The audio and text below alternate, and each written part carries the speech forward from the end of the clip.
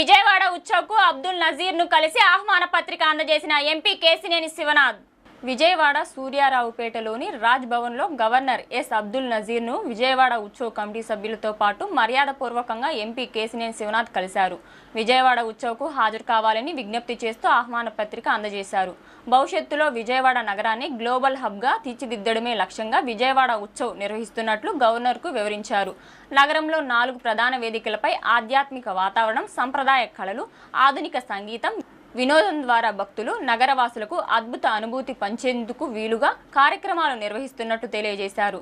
నగరానికి ప్రపంచవ్యాప్తంగా గుర్తింపు తీసుకొచ్చేందుకు భవిష్యత్తులో కూడా విజయవాడ ఉత్సవ్ కొనసాగిస్తామని గవర్నర్కు ఎంపీ కేసినేని శివనాథ్ తెలిపారు.